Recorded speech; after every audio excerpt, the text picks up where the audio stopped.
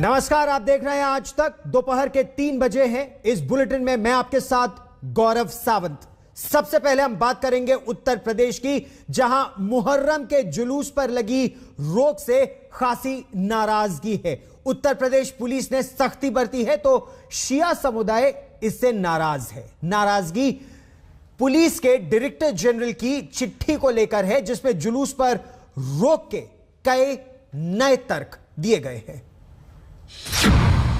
UP में मुहर्रम जुलूस पर रोक, नहीं मिली ताजिए की अनुमति। कोविड धार्मिक सद्भाव का हवाला देकर लगी रोक।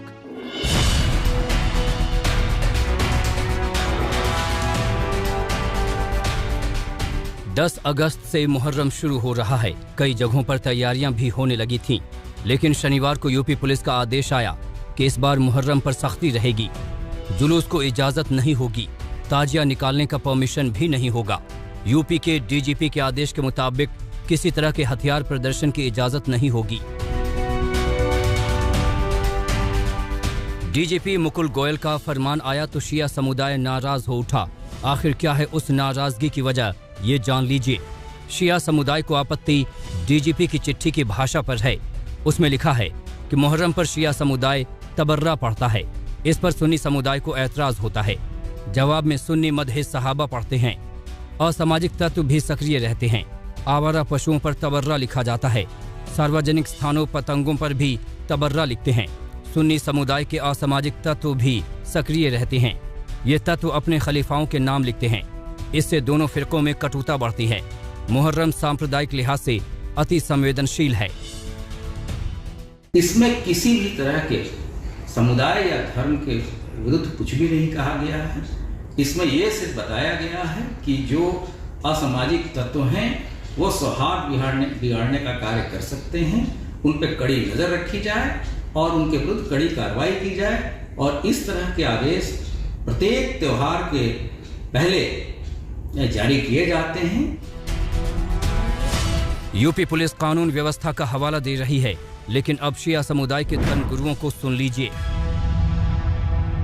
जितनी बातें इन्होंने लिखी हैं उनमें सब काबिल एतराज है और इन बातों के जरिए से शिया सुन्नी विवाद भी फैलेगा और हिंदू मुस्लिम विवाद भी फैलेगा। आज तक हमने तो नहीं देखा कभी कोई आया हो जिसमें लिखा है समस्त पुलिस आयुक्त उत्तर प्रदेश, समस्त वरिष्ठ पुलिस अधीक्षक और पुलिस अध्यापक बरभारी जनपद उत्तर प्रदेश दिनांक 19/8/2021 के मनाए जाने वाले मुहर्रम के अवसर पर सुरक्षा व्यवस्था के संबंध में दिशा निर्देश। ऑल इंडिया शिया मसला बोर्ड इस गाइडलाइन की भरपूर तरीके से मजम्मत करता है और मुखालिफत करता है। हमें बहुत विरोध है, एक विरोध नहीं है। एक तो उन्होंने तबर्रा कहा, इसमें लफ्ज तबर्रा वो जानते हैं।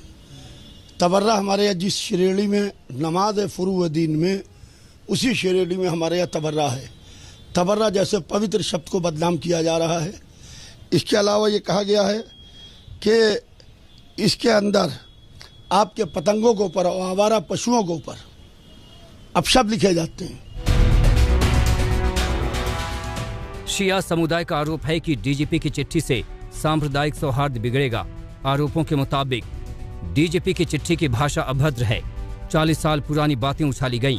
समाज में अमन चैन बिगड़ सकता है। शिया समुदाय पर गलत इल्जाम लगाया गया है। लेकिन यूपी पुलिस दोहरा रही है कि चिट्ठी में ऐसा कुछ भी नहीं। जिन बातों का जिक्र है वो पहले भी मुहर्रम के मौके पर कही जाती रही हैं। माननीय सर्वोच्च न्यायालय के जो अभी के निर्देश प्राप्त हुए हैं तथा कोविड के संबंध में जो भारत सरकार और राज्य सरकार के निर्देश है उसका समावेश किया गया है। और पूर्व के सालों में भी 2019, 2020 में भी सेम ये सारे निर्देश वही हैं जो कि पूर्व में जारी किए गए। डीजीपी के आदेश पर ऐतराज जताते हुए शिया समुदाय के संगठन ऑल इंडिया शिया पर्सनल लॉ बोर्ड ने अहम बैठक बुलाई है, जिसमें अहम फैसला होने की उम्मीद है। दिल्ली से तंसीम हैदर और लखनऊ से कुमार अभिषेक के साथ समर्थ श्रीवास्तव, आज तक। और आक्रोश तो अब विपक्ष और बीजेपी के बीच भी है, जब चुनाव, सरकार और प्रधानमंत्री की बात आती है तो जेडीयू ने नीतीश कुमार को पीएम मटेरियल बताया। भारतीय जनता पार्टी ने जवाब में सियासी कैलेंडर जारी कर दिया और कहा कि 10 साल तक पीएम की वैकेंसी खाली ही नहीं है। जेडीयू के लिए नीतीश पीएम मटेरियल, बीजेपी के लिए नरेंद्र मोदी पीएम मटेरियल, तो तीसरे मोर्चे के लिए पीएम मटेरियल की तलाश। 2024 के सियासी घमासान में अभी करीब 2 साल है, लेकिन सियासी बिसात पर दिल्ली वाली राजनीतिक बिसात बिछ चुकी है। सबसे नई दावेदारी बिहार की सत्ता संभालने वाली पार्टी जेडीयू से आई है। सियासत के केंद्र में नीतीश कुमार है, होड़ पीएम पद के लिए है। कुछ दिनों पहले ही जेडीयू में अपनी पार्टी का विलय करने वाले उपेंद्र कुशवाहा को अब नीतीश सबसे बेहतरीन पीएम मटेरियल नजर आने लगे हैं। प्रधानमंत्री जी नरेंद्र मोदी जी के पद पर या उनका जो अभी स्टेटस है उस पर उसको हम कोई चुनौती नहीं दे रहे हैं, लेकिन पीएम मटेरियल आज की तारीख में नरेंद्र मोदी जी तो पीएम ही हैं, बाकी कई लोग पीएम मटेरियल हैं, जिसमें नीतीश कुमार भी एक पीएम मटेरियल हैं। बात यहीं तक नहीं रुकी। एक दिन पहले नीतीश का गुणगान करने वाले उपेंद्र कुशवाहा ने यहाँ तक कह दिया कि 5 साल से 1 घंटे पहले भी दुनिया की कोई ताकत नीतीश को मुख्यमंत्री पद से नहीं हटा सकती। खाली पुलाव बना रहा है। 5 साल के लिए जनता ने इस बार जनादेश किया है नीतीश कुमार जी को फिर से मुख्यमंत्री के पद पर रहने के लिए। तो 5 साल से 1 घंटा पहले भी कोई दुनिया की ताकत नीतीश जी को मुख्यमंत्री पद से नहीं हटा। कहा जा रहा है कि बीजेपी और जदयू में खटास बढ़ते जा। कोई खटास नहीं है। एनडीए पूरी एकजुटता के साथ है और एकजुटता के साथ आगे भी रहेगी। बिहार में सत्ता की साथ ही बीजेपी के नेताओं को कुशवाहा की बातें नाराज कर गयी। उपेंद्र कुशवाहा को जवाब मिला। बीजेपी कोटे से नीतीश सरकार में मंत्री सम्राट चौधरी ने जेडीयू को आईना दिखा दिया। एब्सोल्यूट मेजोरिटी भी गवर्नमेंट ऑफ इंडिया में है, इसके बावजूद हम एनडीए को साथ लेकर चल रहे हैं, इसलिए कोई वैकेंसी वहां नहीं है। स्पष्ट तौर पर जान लीजिए कि आगे के दिनों में भी नरेंद्र मोदी ही देश के प्रधानमंत्री। ममता लगातार मोदी के खिलाफ गैर एनडीए दलों को गोलबंद करने में जुटी है। कांग्रेस भी मुहिम चला रही है। विपक्ष पीएम मोदी के खिलाफ 2024 में नेतृत्व तलाश के लिए सियासी समंदर में अमृत मंथन करने में लगा है, लेकिन अब तक पिक्चर साफ होती नजर नहीं आ रही। इस बीच उपेंद्र कुशवाहा का नीतीश को पीएम मटेरियल बताना सियासी चश्मे से काफी अहम है। अरे वो चलिए ना, वो अलग चीज है, वो बोल रहे हैं, लेकिन हम लोगों की इन सब चीजों में कोई दिलचस्पी नहीं है, लेकिन सब एकजुट थे। दिल्ली में जेडीयू की राष्ट्रीय कार्यकारिणी की बैठक हुई। उसी दिन नीतीश कुमार हरियाणा के पूर्व सीएम ओम प्रकाश चौटाला से मिले और उपेंद्र कुशवाहा ने बयान दिया। चौटाला से नीतीश की मुलाकात के सियासी मायने निकाले जा रहे हैं। उधर आरजेडी को सियासी हमले का मौका मिल गया है। नीतीश पर पहले उपेंद्र कुशवाहा और फिर बीजेपी नेता और मंत्री सम्राट चौधरी के बयान को लेकर आरजेडी कह रही है कि राज्य सरकार वेंटिलेटर पर है। बिहार में सरकार वेंटिलेटर पर है और जो हम लोग लगातार दावा कर रहे हैं कि ये सरकार किसी भी समय गिरेगी, अपने अंदरूनी अंतर्कलह से इसमें दम दिख रहा है। और जो बीजेपी के बोल हैं, लगातार बीजेपी बोल रही है ये बात कि 74 सीट बीजेपी को है और मुख्यमंत्री का कुर्सी उन्होंने आदरणीय नीतीश कुमार जी को दे दिया है। ये पीड़ा बीजेपी के अंदर है। कुल मिलाकर दिल्ली की लड़ाई तेज हो गई है। आने वाले समय में इसके और तेज होने की उम्मीद है। बेगूसराय से उत्कर्ष सिंह के साथ रोहित कुमार सिंह, पटना, आज तक। और जब बात आक्रोश की हो रही है तो आक्रोश तो विपक्ष में संसद के मॉनसून सत्र में लगातार दिख रहा है। संसद के अंदर और बाहर विपक्ष की घेराबंदी अब और तेज होती जा रही है।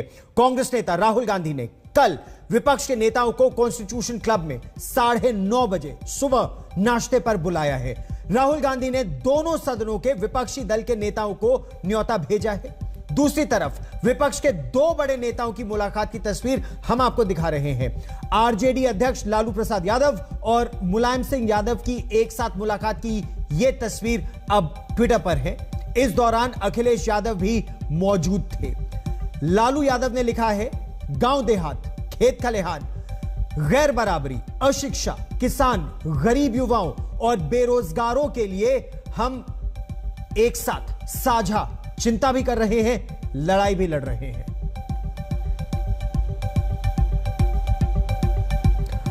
और आक्रोश की इसी बात को अब हम लिए चलते हैं असम और मिजोरम, 2 राज्यों की सीमा पर। जबरदस्त आक्रोश है। असम मिजोरम में तनाव इस समय भी जारी है।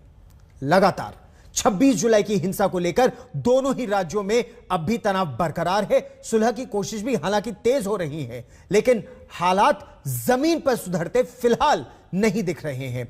इस बीच असम के कैबिनेट मंत्री अशोक सिंघल ने कहा है कि उनकी सरकार 1 इंच जमीन नहीं छोड़ेगी, चाहे इसके लिए और जान क्यों ना गंवाना पड़ जाए।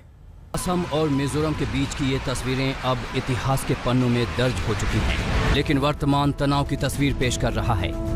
दोनों पड़ोसी राज्यों के सीमा पर क्या हुआ, कैसे असम पुलिस के 6 जवानों की जान चली गई, किसने पहले गोली चलाई, शांत वादियों में किसने बारूदी बर्बादी फैला दी।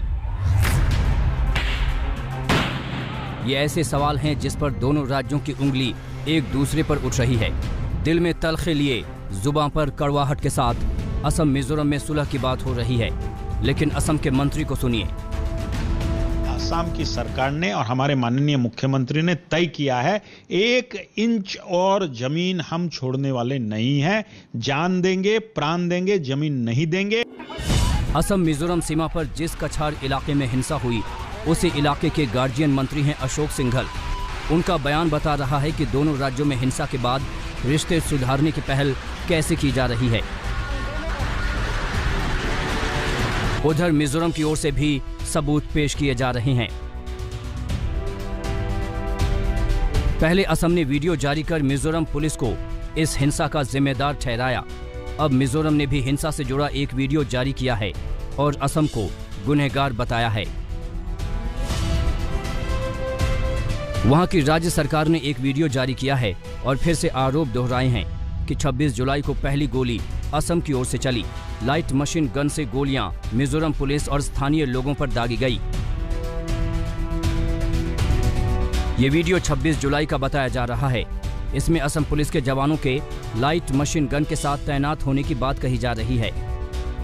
The hilltop, because all of us are, all of my personnel are, taking shelter here and there, na? Okay. So they retaliated. They retaliated. I was still here at that time. How can they shoot?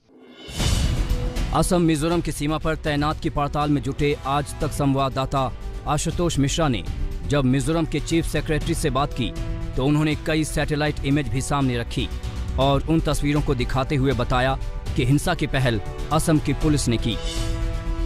This as well as there are video shots, video films which clearly indicate showed that Assam police come armed with LMGs and all types of arms. This is the Assam police man pointing the LMG towards Mizoram police.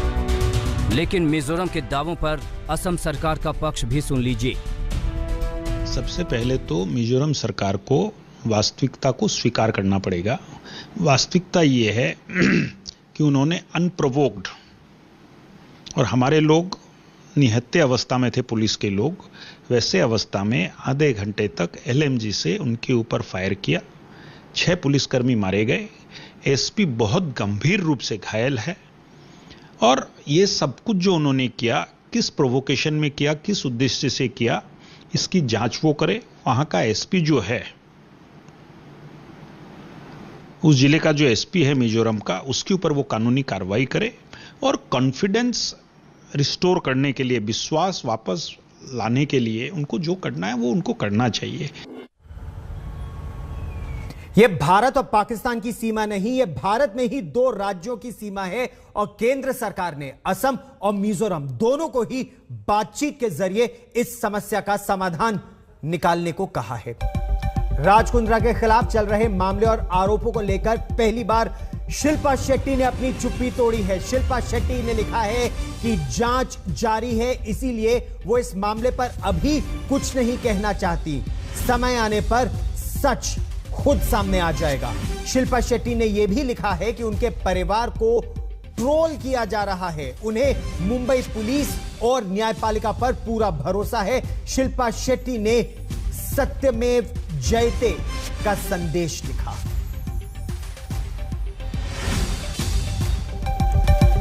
एक छोटा सा break, तुरंत होती है वापसी। देखते रहिए आज तक।